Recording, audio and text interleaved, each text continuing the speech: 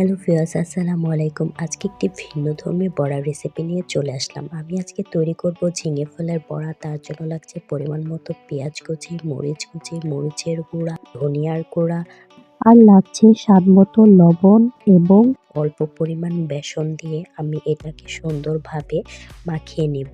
এই ফুলগুলো কিন্তু অনেক নরম থাকে, মাখাতে গেলে আরো বেশি নরম হয়ে যায়। তাই আমি এটাকে শক্ত করার জন্য সাথে দিয়ে দিব হচ্ছে পরিমাণ মতো চালের গুঁড়া। চালের গুঁড়া দিয়ে এগুলো মেখে আমি রেখে দেব এবং একটি প্যানে তেল গরম করে আমি এটাকে ভাজার জন্য রেডি করব।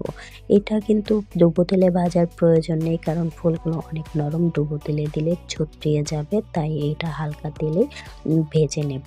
এগুলো আমি একটা একটা করে দিয়ে দিচ্ছি, করে সবগুলো দিয়ে দিব এবং যখন এগুলো ব্রাউন কালার হয়ে যাবে উল্টিয়ে দিব অপর পিসটা হওয়ার জন্য। আমি ছাদে গিয়েছিলাম, দেখে অনেকগুলো ঝিঙে ফুল হয়েছে, তাই আমি এগুলো দিয়ে বড়া তৈরি করার জন্য নিয়ে এসেছি।